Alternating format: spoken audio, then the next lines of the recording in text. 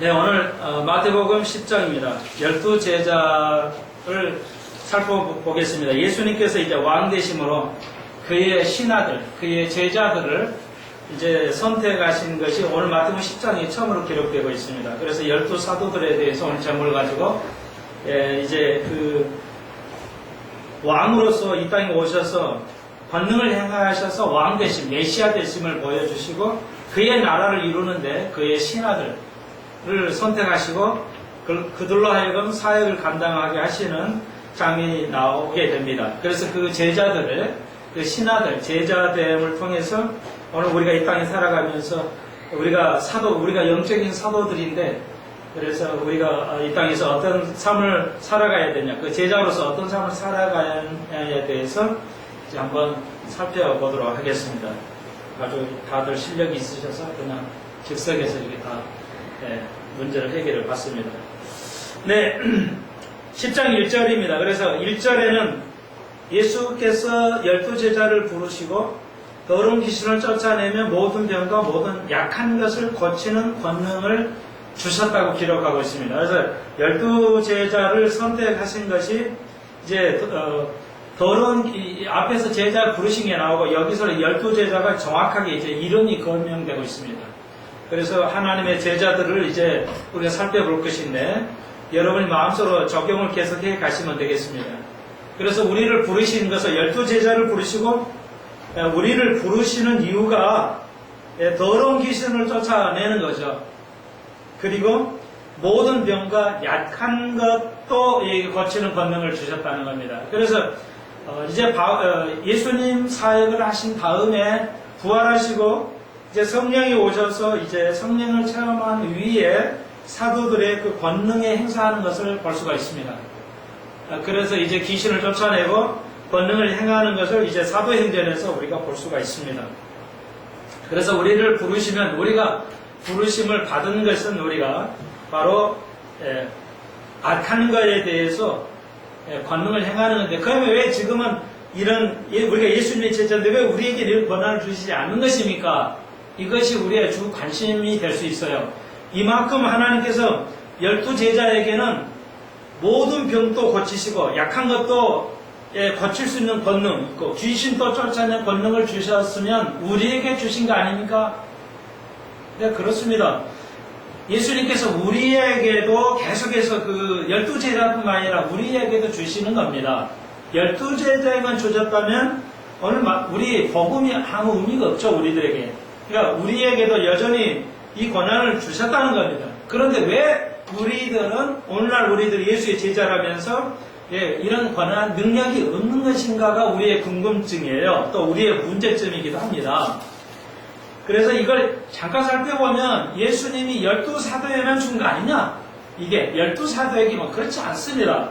예수의 제자들은 어느 2000년 후 우리에게도 가지고 있는데 그렇지 못한 이유가 있어요. 그게 큰 이유 중에 하나가 뭐냐면 예수님 다음 이제 12제자가 이제 죽고 난 다음에 그 다음에 이 100년 지나서 AD 100년 그 이후에는 어떻게 되느냐? 그걸 보통은 예수님의 제자의 제자, 그러니까 12제자의 그 다음의 제자를 우리가 보통 이제 전문적으로 속사도라고 그래요. 12사도들 그 다음에를 속사도, 사도에 준하는 이래서 속해 있는, 그래서 속사도라고 그래요.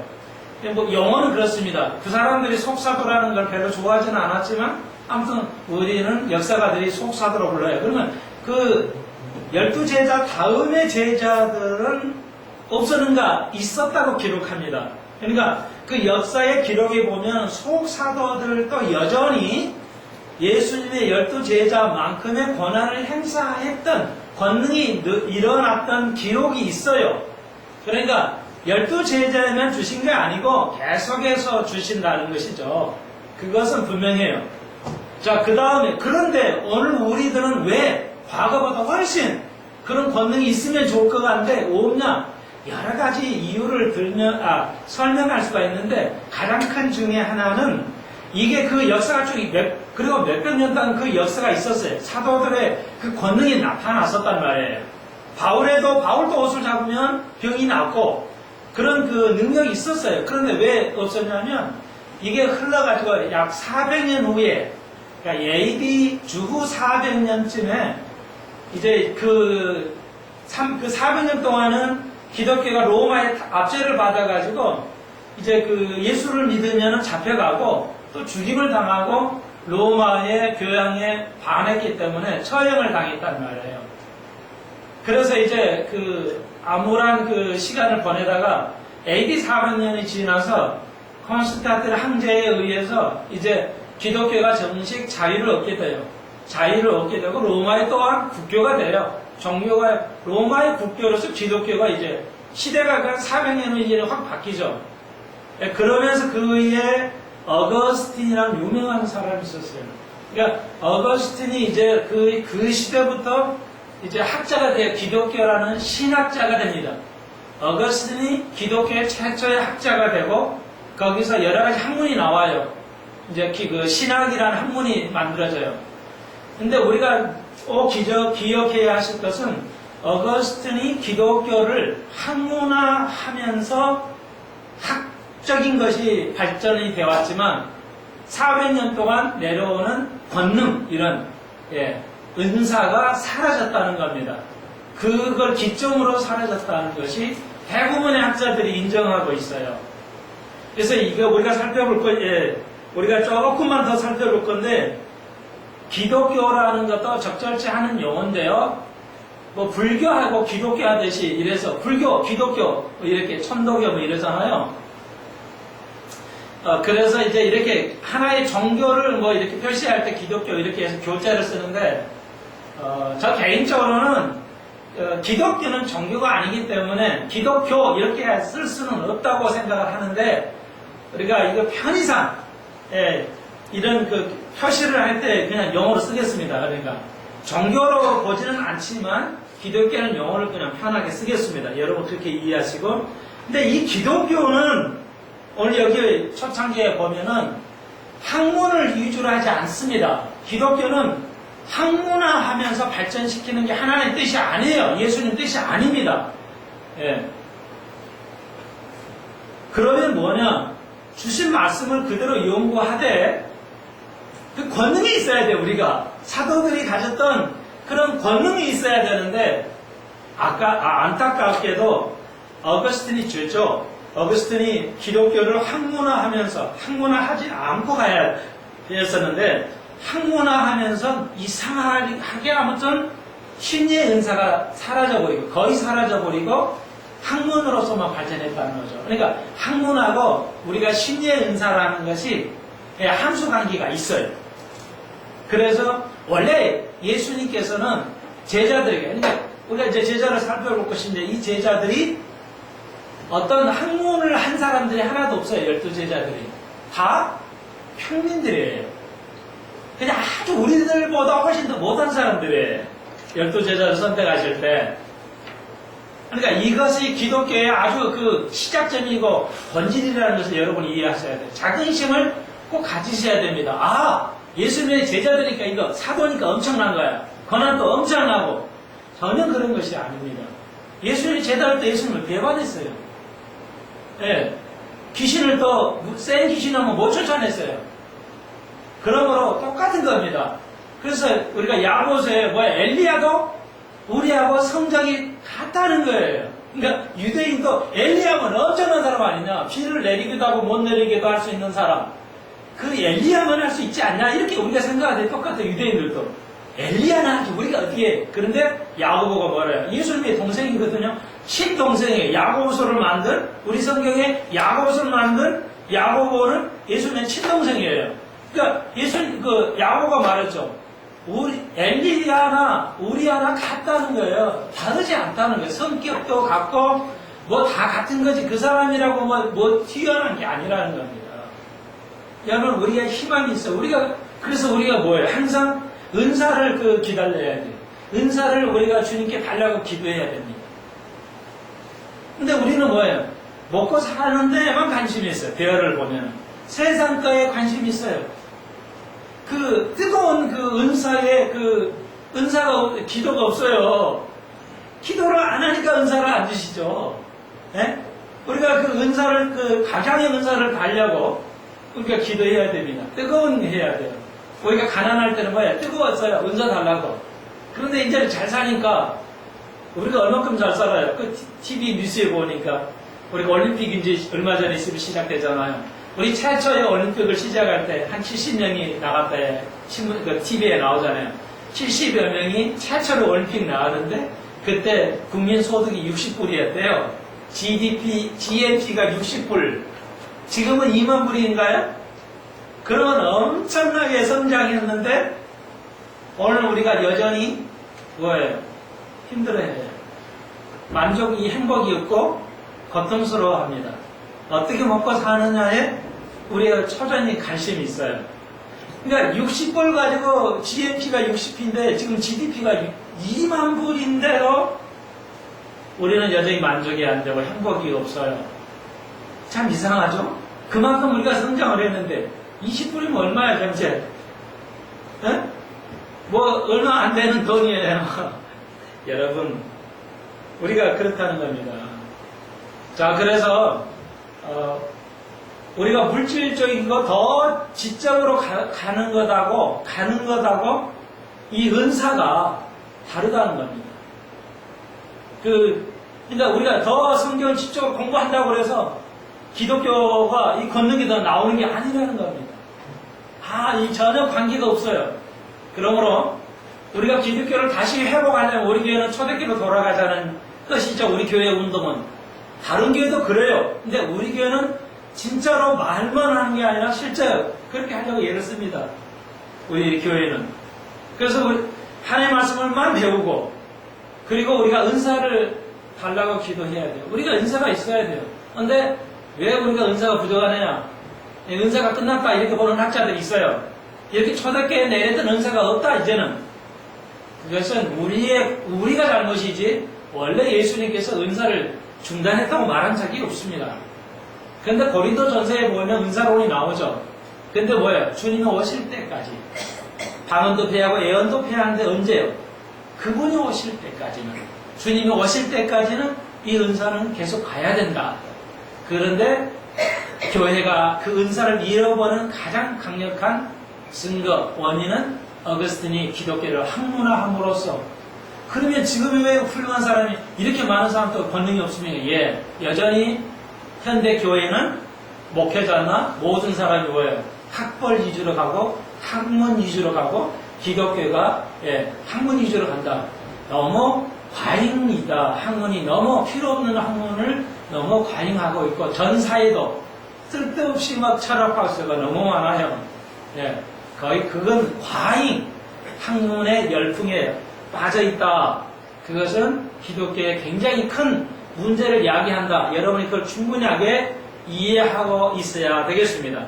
오늘 마태복음 10장은 바로 그 본질을 알려주고 있어요. 우리가 나는 참 못 배워서 권능도 없고 아니에요. 예수의 12제자는 평민들이고 우리보다 훨씬 부족한 사람들입니다. 그런 사람을 쓰셔서 권능이 있었어요. 그러므로 한국교회는 돌아가야 됩니다. 초대교회로 어떻게 이제 학벌이 사라지고 보통의 사람이 목회자가 돼야 되고 리더가 돼야 되고 그리고 권능이 있어야 된다는 것이죠. 그것을 구해야 되고 그렇게 돌아가야 되는데 쉽지는 않겠지만 그렇습니다. 그것은 우리가 너무 학문적이고 너무 학벌 위주로 이 사회도 또 같다는 것을 우리가 알 수가 있습니다. 그러므로 우리에게 여러분은 기도하십시오. 아침에 열심히들 기도하시는데 은사 달라고 우리가 기도해야 받습니다. 가만히 있으면 능력이 나오지 않습니다. 그러므로 오늘 우리가 중요할 것 배울수록 권능은 사라진다는 것 저는 그렇게 확신하고 있습니다. 2절입니다.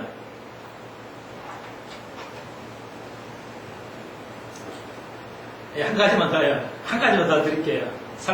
그 다음에 지금 이 시대에는 그러면 왜 또 없는가? 권능이 안 나타나는 것인가? 하나님 다양한 사람을 통해서 많이 권능을 주셨어요. 신의 은사. 그런데 대부분의 우리나라 사람의 신의 은사 있는 여러 사람들이 뭐 하더라? 자기 입만 채우더라. 결국은 하나님의 교회를 은사는 교회를 위해서 채워야 되는데 거의 개인의 그 이익으로 채워갔어요. 은사를 개인의 용도로 이익으로 채웠다는 것이죠. 그리고 하나님께 교회를 세우는데 하나님의 나라를 세우는데 써야 되는데 개인의 용도로 썼다는 거죠. 그래서 저기 또 어디인가 저도 그 물 김계야 기도원 있죠? 예. 그 다 돈이에요. 돈. 가짜입니다.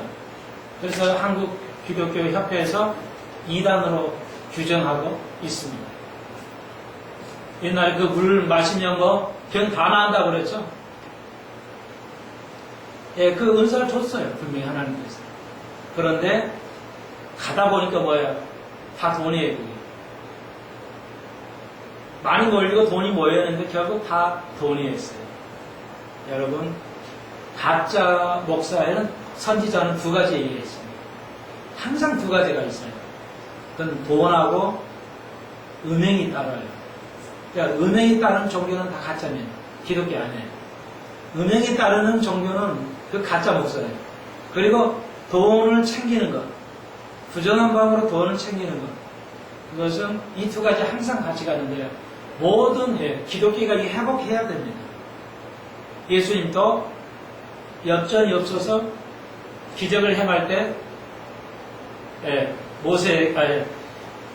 베드로에게 가서 낚시질을 해서 붕어를 물고기를 낚아봐라. 그래서 엽전이 있을 것이다. 그 은하를 갖다 줘서 세금을 내게 하는 사건을 통해죠. 제자들도 돈이 없었어요. 오늘 기독교가 너무 돈이 많은 것에 대해서 일부지만 문제를 드러내고 있다 볼 수가 있습니다. 그래서 하나님께서 우리에게 좋은 은사를 주셨는데 자기 일을 쓰시면 거둬가신다는 거 기억해야 되겠고, 하나님 이제는 다시는 속지 않겠다는 마음을 드시고 거의 현대인들에게는 그런 특별한 신의 은사는 주시지 않는 걸로 이해하고 있습니다. 저는.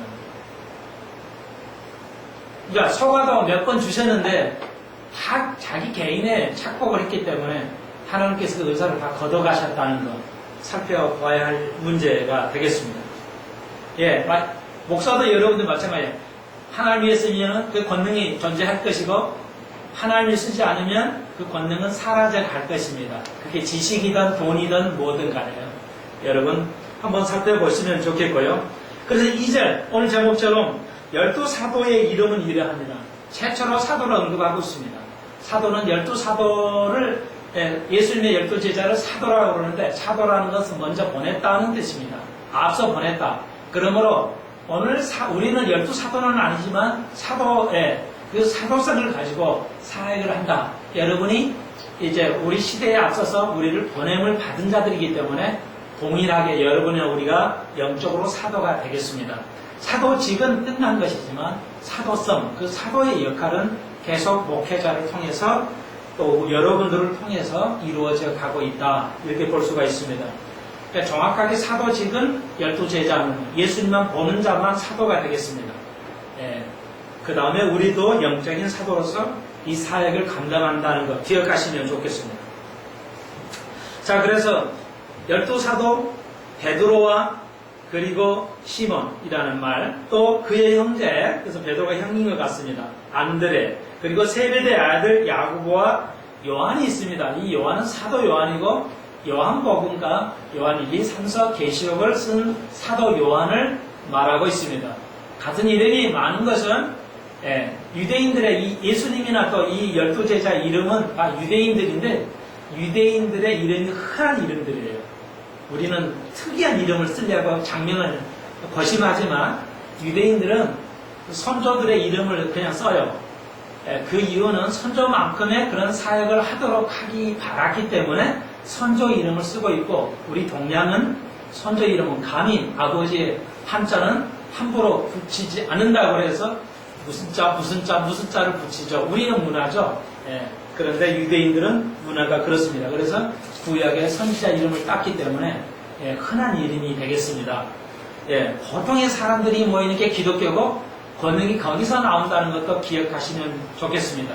그러므로 아무리 건물이 화려하고 목회자들이 학벌이 넘치더라도 참담 기독교를 성취하는 데는 훨씬 득보다 실이 많다는 것을 여러분이 확신을 가지고 오늘 보통의 사람을 주님은 부르십니다. 예, 능력이 있는 사람을 부르지 않고요. 보통의 사람을 부른다는 것 기억하시면 좋겠습니다. 자, 그래서 베드로 가장 수제자로 볼 수 있죠. 베드로와 그러면 안드레 그리고 세베대의 아들 야고보와 형제가 요한이 있습니다. 야고보는 사도행전에서 먼저 죽게 되고요. 사도 요한은 오랫동안 살게 됩니다. 가장 나이 어린 나이 어린 걸로 보여지고 있습니다. 예수님의 사랑을 받은 요한이라고 기록하고 있습니다. 그리고 빌립, 그 다음에 바돌레메는 아마 나다니엘과 같은 이름 아닌가. 요한복음에 나오는 나무 밑에서 이제 예수님을 만나게 되고 얘기가 나오죠. 그 다음에 도마 아시죠? 의심이 많은 도마라 할 정도로 그리고 그가 예수님을 하나님을 깨닫는 놀라운 선언을 하게 되고 그리고 이 도마가 이제 전설에 의하면 인도까지 와서 또 중국까지 와서 이제 복음을 전하고 이제 순교 등에 칼을 맞는 순교를 당하는 그래서 중국에도 도마의 교회들이 있다고 그럽니다. 그래서 도마가 이제 돼 있고 세리마테 세금을 걷는 세리마테라고 자기가 자신을 쓰고 있습니다. 그러니까 세리라고 쓴 것은 그 당시에 세리는 여러분이 알다시피 매국노고 가장 죄인 속에 속하는 국민의 자기 민족의 피를 빨아먹는 아주 매국노인데 그 세리라는 이름을 쉽게 쓸 수가 없는데 친히 자기 자신이 세리라고 쓰는 것은 마태의 겸손함과 그 정결함을 엿볼 수가 있습니다. 자, 기독교는 순수한 보통의 사람으로 시대를 열어가고 있다는 거 기억하셔야 되겠습니다. 나는 능력이 없어. 이것은 이야기가 되지 않겠습니다. 가난한 자, 서민들, 보통의 사람의 시대가 열리기를 우리가 소망하고 있죠. 그런 시대가 돼요. 보통의 사람 시대들이 돼야 돼요.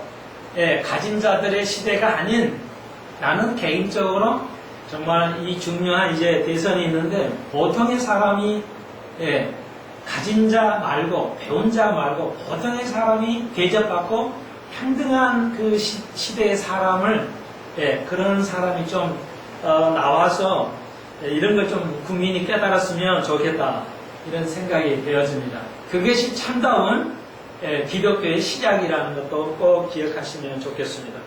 여러분의 시대입니다. 그래서 세리마테라고 적은 것은 공개적으로 이렇게 쓰기가 참 불가능한 건데 그 약점을 드러내고 쓰는 마태의 그 생각을 알 수 있습니다. 훌륭한 마태가 정말 대단한 사람이에요. 정말 대단한 사람이라고 볼 수 있어요. 그리고 알페오의 아들 야고보, 이름은 같습니다만 다르죠. 그리고 다데오가 있고요. 그 다음에 4절에 가나안인 시몬이죠. 이 가나안 시몬이라는 건 이게 가나인이라고 생각을 할 수가 있는데요. 그렇지 않습니다. 이 가나안인 이 시몬은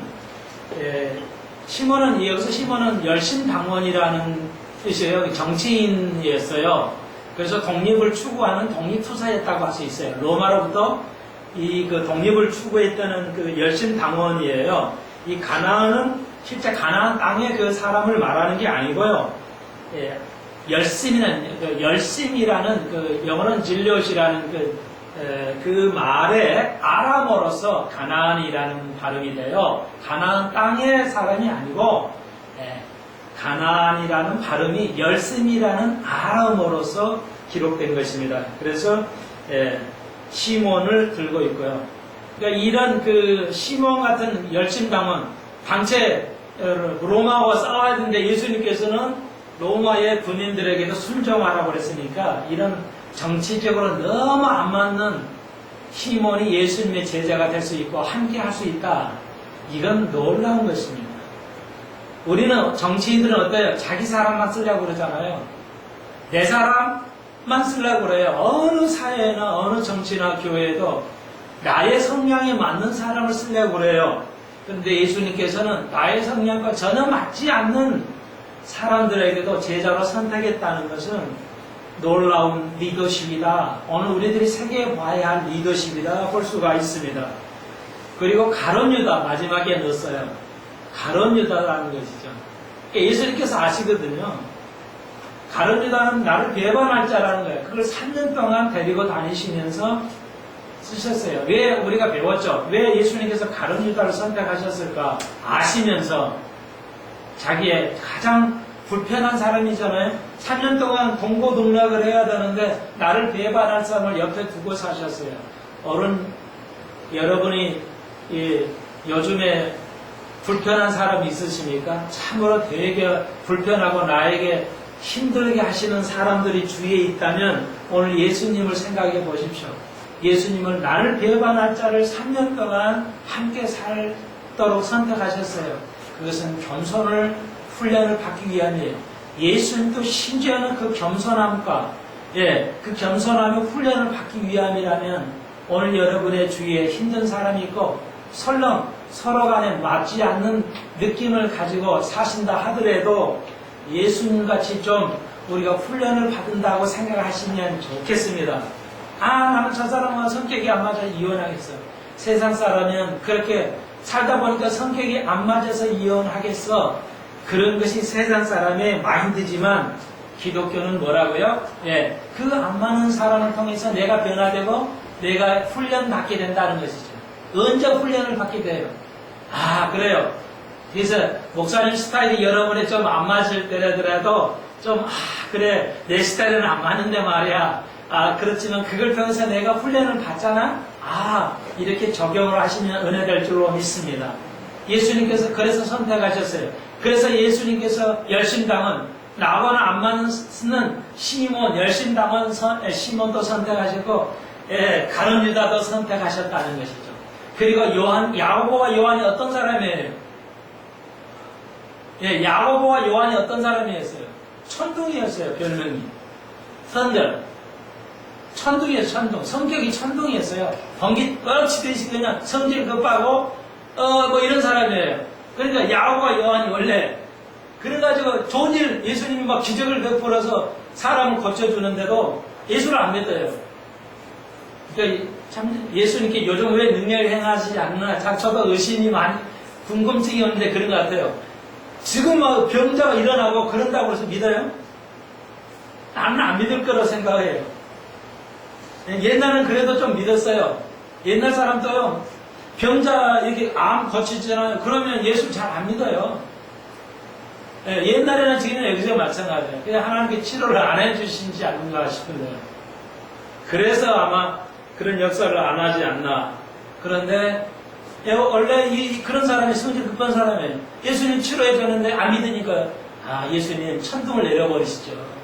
저런 사람은 고쳐줄 소용없어요. 알아주지도 못하니까 그냥 번개 내려가지고 죽여버리시죠.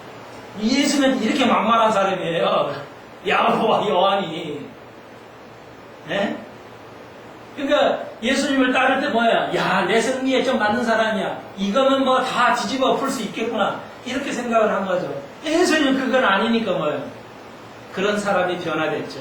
예수님 만나서 변화됐어요. 예수님께서 그런 사람을 제자로 선택하셨어요. 잘나서 제자로 선택한 게 아니에요. 수제자 베드로도 그래 안 해요. 다 도망갈 거 아시거든요. 자기를 배반하고 그냥 또 가고 여러분 또 가고. 세상적으로 잘한 거 하나도 없어요. 돈 가진 것도 하나도 없고 경험이 많다는 것도 없고 그냥 없어요. 그런데 이 12제자를 보면 7명이 어부거든요. 이건 뭘 말해요? 어부는 배운 사람이 어부하는 게 아니죠. 여러분 어부를 안 해봐서 모르시겠지만 어부의 가장 중요한 게 뭐예요? 왜 7명을 왜 12명에서 이렇게 상당수를 예수님께서 제자로 삼으셨을까요? 왜 어부를 제일 많이 제자로 삼으셨을까요?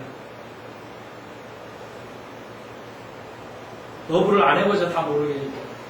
파도와 싸우고 그 고도까지 싸우려면 성질이 안 좋거든요. 어부는 굉장히 성질이 안 좋습니다. 왜 어부가 잘못 싸냐면 한 번 가면 만선이 오면 돈은 많은데 써버려요. 다 술집을 써버리고 또 나가요.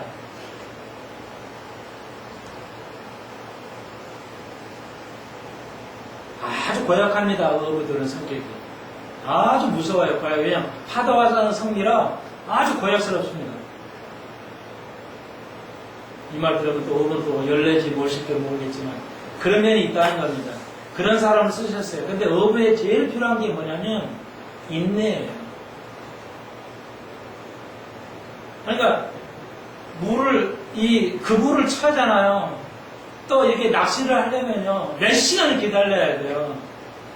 물길이 따뜻하거나 물이 있어야 이게 올라와가지고 그물을 내려서 할 수 있어요. 그러니까 몇 시간을 기다려야 돼요. 그물을 쳐놓고도 기다려야 되고 또 물고기가 오는 걸 기다렸다가 하루 종일 기다렸다가 올 때를 알고 그물을 내리는 거예요. 그러니까 어부는 뭐냐면 인내의 힘이 있어야 된다는 거예요. 인내하지 못하면 어부를 못해요. 그래서 예수님께서는 다른 거 다 보지 않으셨어요. 인내하는 사람을 보셨어요. 인내할 줄 아는 사람을 선택하신 겁니다. 여러분 결혼 생활에도 또 우리가 하나님의 일꾼에도 모든 게 사회생활에 뭐예요? 인내가 필요하다.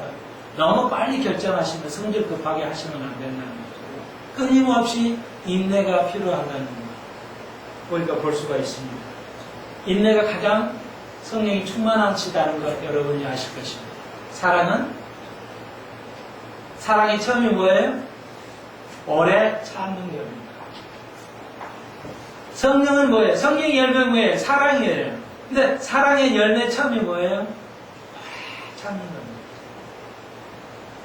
믿음은 오래 참고 기다리는 겁니다. 딱 당장 내려야 되는 게 아니라 오래 참고 여러분의 기도하는 모든 것을 오래 참는 것이 가장 중요하다고 볼 수 있습니다. 네. 감사하고요. 네. 제가 계속 기도하고 기다렸는데 오늘 또 전화하라고. 드디어 그냥 엄청 했다니.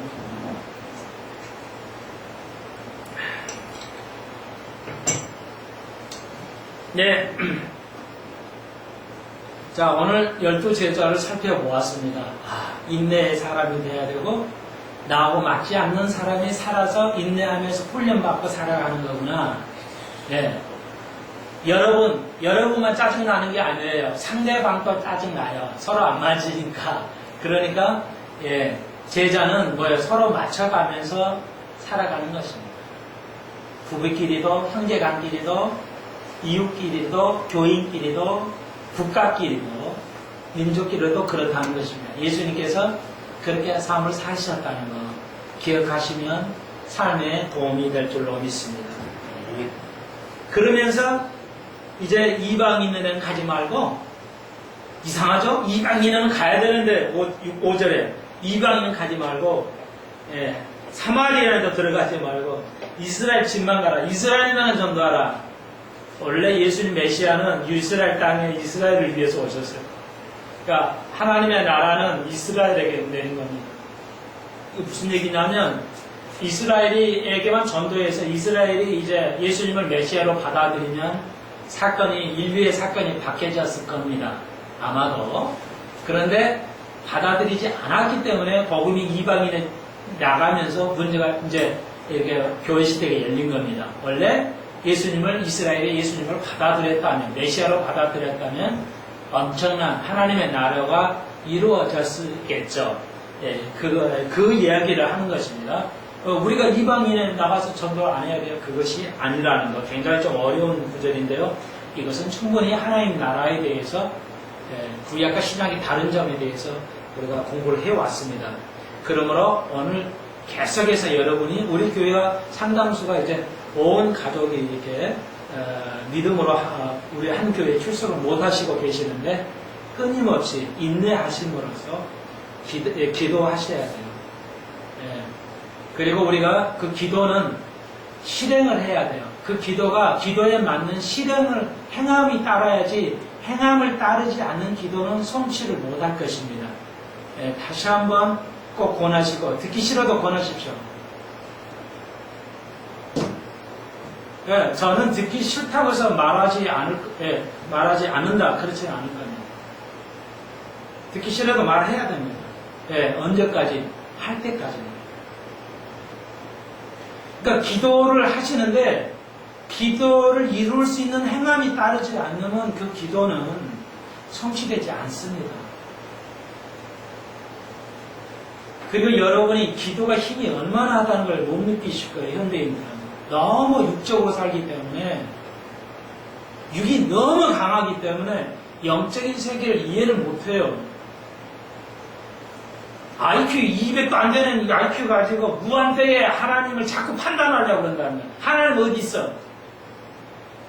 뭐 하나님이 뭐 이렇게 나 믿음이 안 가. 내가 안 믿는다고 하나님이 안 계시는가요? 내가 안 믿는다고 하나님이 안 계세요? 우리 모두가 예수님을 안 믿는다고 해서 예수님이 존재하지 않으신가요? 그런 예수님이에요. 얼마나 우리 영적으로 얻으면은 우리 인간이 무식해지는지 알 수가 없어요. 우리 사람이라는 게 말이죠. 이게 그냥 생길 수가 없어요. 어마어마한 겁니다. 하나님의 창조물의 최고의 창조물이 우리 인간이에요. 인간이 어디서 태어납니까? 무에서 이게 나올 수가 없어요. 그러니까 여러분이 기억하셔야 돼요. 요거 적용은 여러분이 잘 못하실 건데, 창세기 1장 1절에 하나님이 이 세상을 창조하셨다. 태초에 하나님이 이 세상을 창조하셨어요. 그 창조라는 말이 아사라는 말이에요.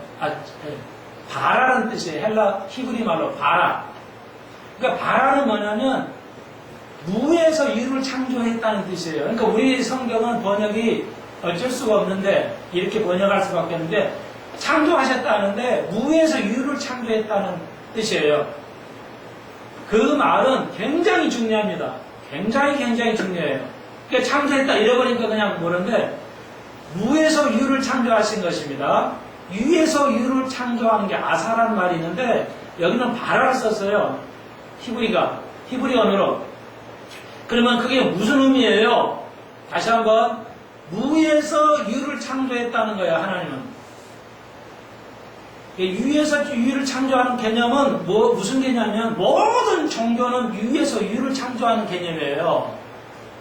그러니까 이 설명은 다음에 기회 있을 때 하겠습니다. 다시 말해서 하나님과 인간, 하나님은 창조자고 우리는 창조물이에요. 이 두 가지를 명쾌하게 구분해야 돼요. 모든 근원은 이 두 가지를 가지고 구분해야 돼요. 그런데 모든 거짓 종교, 기독교에는 모든 종교를 이거 하나로 봐요. 그러니까 힌두교는 돌도 신이야. 니도 신이고, 긍정주의는 너도 신이야. 니가 신이잖아. 하나님 내 속에 있으니 니가 신이야. 니가 뭐든 결정할 수 있어. 긍정적인 생활이면 다 가능해. 이런 거. 긍정적 사고가 얼마나 피폐를 가져왔는가도 미국 사회에 이것도 나중에 하든 설명을 좀 하겠습니다. 오늘 다시 한번 잘 새겨서 이렇게 해야 되겠습니다. 정리를 좀 해 가시면서 오늘 그런 인간은 그 정도로 그래서 마치 내가 믿음이 안 생기는데 이거 하나님이 어떻게 인정을 해? 이건 쓸 수가 없는 겁니다. 창조물로서 있을 수가 없어요. 창조물이 그 창조자에게 내가 믿기가 어려운데 이건 정말 엄청나게 불신해. 이건 엄청난 큰 죄입니다. 하나님이 나를 축복하고 살아계시는 건가? 이거 엄청난 죄입니다. 창조물이 감히 어떻게 창조자에게 할 수가 있어요? 이건 다음에 한번 공부해 보도록 하고요. 이 개념은 다시 한번 우리가 계속 기도해야 돼요. 내 집에서부터 이제 모든 믿을 수 있도록 그들이 영적으로 교만하기 때문에 믿질 않아요. 영적 교만하니까 그래요. 계속 기도해야 되겠습니다. 기도 외에는 뭐 할 수 있겠어요? 그리고 삶을 통해서 그들에게 끊임없이 보여주셔야 되겠습니다. 자, 그런 얘기입니다. 그래서 전파에 가로되 천국이 가까웠다 하라는 것이죠. 다시 한번 기독교는 어떤 틀도 없습니다. 기독교는 어떠한 제도도 없습니다. 그래서 오늘 오전에 조금 얘기했는데 한 가지만 오해. 이왕 나온 얘기니까. 그래서 그 토론에서 심야 토론에서 한 가지 재미있는 한국 교회를 대표하는 어떤 목사님이 두 분씩 나와 있는데 한 분이 또 그러세요. 그분은 이제 한국 교회를 대표하는 대변인인데요. 왜 세금을 내는 게 목회자들이 세금 내는 것을 거부하는 것인가? 특수성이 있다는 겁니다. 그 특수성이라는 것이 무엇이냐면 하나님의 그 특수성이라는 것은 교회는 거룩하다는 겁니다. 교회는 아주 모든 걸 떠나서 거룩하다는 겁니다. 그러니까 정부가 그걸 터치할 수가 없다는 것이죠. 세금을 내면 교회가 세금을 제대로 내는지 교회의 장부를 들여다 볼 수 있기 때문에 안 된다는 거예요. 교회는 이 정부에서 아주 거룩한 것이기 때문에 성과 성이 있다는 거죠. 여러분이 수요일날 카운셀링을 배우신 분은 완전히 이해하고 있을 것입니다. 그 웃긴 얘기라고. 다시 한번 참여하신 모든 분들에게, 오늘 인터넷에 나도 모든 이들에게 다시 한번요. 하나님의 그러니까 이게 하나님을 영적으로 보면 이렇게 어두워지는 거예요. 믿음이 안 생기고. 나도 참 들으면서 답답함을 느꼈는데 이런 기본도 안 열리지 않았으니까 우리가 한국 교회부터 전도해야 돼요. 멀리 가서 전도할 때 한국 교회를 위해서 전도해야 돼요. 자, 봐요. 그런 의미인데 교회 일은 성스럽고 세상 일은 속한 것, 세상에 더러운 것이고 그게 아니라는 것이죠. 다시 한번 하나님의 일하는 것과 여러분이 세상에 일하는 것 똑같이 다 걸어가는 것입니다. 목회자라고 성직자고 여러분은 성직자가 아니다. 이것은 있을 수 없는 이야기입니다. 아주 그냥 기독교의 기본이에요. 그러니까 여러분 저는 교회에서 성적인 성직을 하는 것이고 여러분은 세상에서 성직을 하는 것입니다. 그러니까 성과 속을 나누는 것은 중세에 아주 잘못된, 그러니까 어거스틴까지 나갈 필요도 없지만 하여튼 기독교에서 잘못한 고정관념을 세워내놨어요. 하여튼 이거 아주 미치듯이죠. 저는 볼 때 아주 이런 어리석은 짓을 해놨어요. 교회들이 안 해. 그러니까 그 목사님은 오늘 목사님들이 이렇게 이야기하고 있어요. 목회는 교회는 사랑스러운 거니까. 근데 그 논리가 왜 안 맞냐면요. 자, 보십시오. 논리 하나만 제가 알려드릴게요. 이 땅의 교회들, 이 땅의 정부를 누가 세워요? 대통령도, 정부도 다 하나님이 세워요. 다 알아요. 목회자들이. 설교를 해. 정부를 세우는 것도 대통령 세우는 것도 하나님이 하십니다. 그래서 그런 관료들에게 뭐라고 했어요? 순종하라고 그랬거든요. 그러면 지금 이 목사님 말씀하신 대로 세금을 터치하면 안 돼.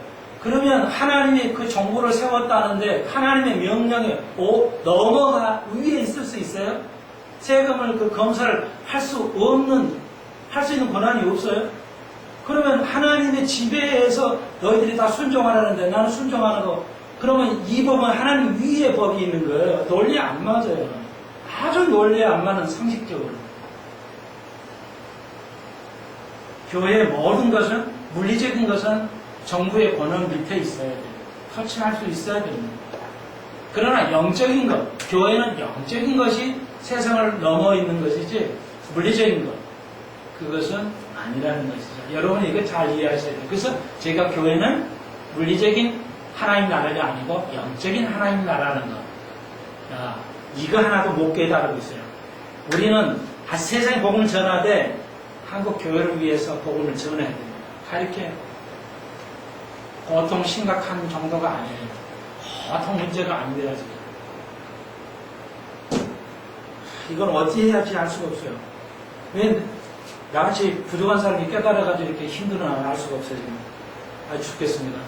정말 그 마음의 고통은 상상을 참 너무 힘들어요. 왜 이걸 다 알아야 되는데 왜 이렇게 모르는가? 한국을 대표하는 사람들이 왜 이렇게 기독교를, 전혀 기독교가 아닌 사람, 예, 교회는 성스러운 거, 세상은 더러운 것이라는 아주 무서운, 이건 헬라에서 온 것인데, 헬라 철학에서 온 건, 정말 있을 수 없는 일에, 여러분의 모든 삶은 거룩한 거예요. 거룩하지 않는 교회들이 있을 뿐이지, 다 거룩한 것입니다. 자,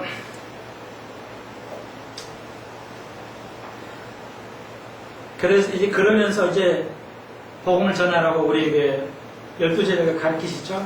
그러면서 16절 보라 내가 너희를 보내니 양을 이리 가운데 보낸 것 같더라.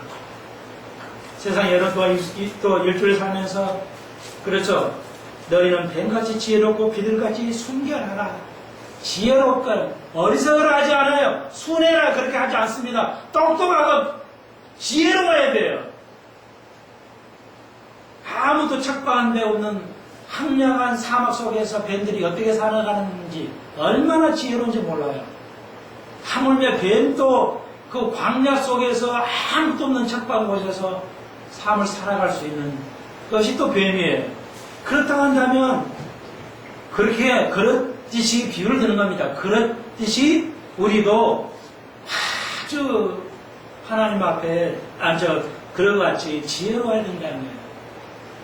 예수 믿는 사람이 지혜로워야 돼요.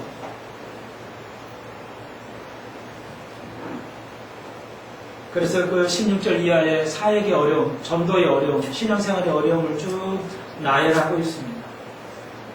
그래서 20절에 성령을 언급하시죠. 성령이 없으면 안 돼요. 잘 들으세요. 여러분, 목사님 설교를 잘 듣지 않는 거 죄입니다.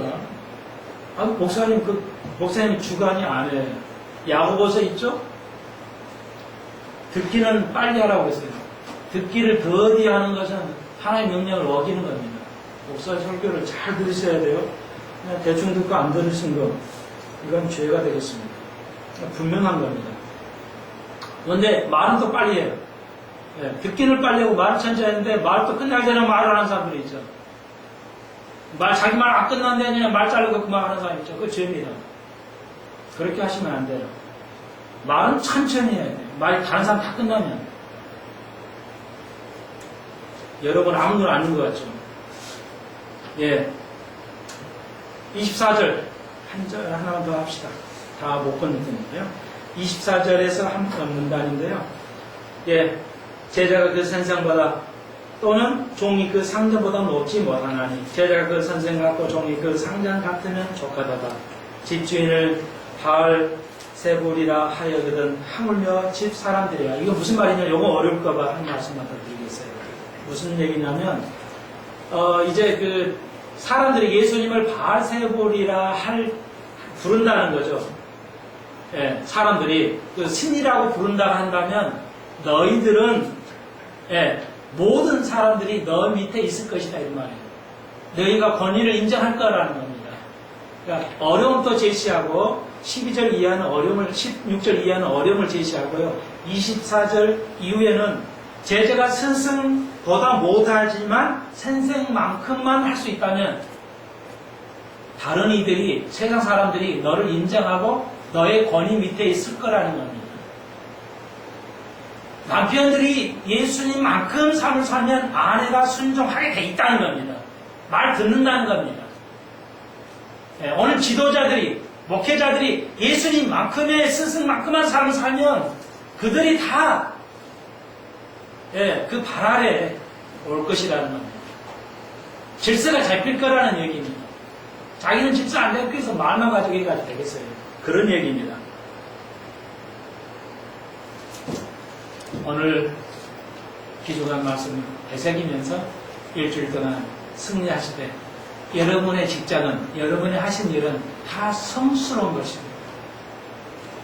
누가 말도 안 되는 오늘날 교회들이 말도 안 되는 세상에 나와서 세속이라고 말하는 있을 수 없는 짓들을 하고 있습니다.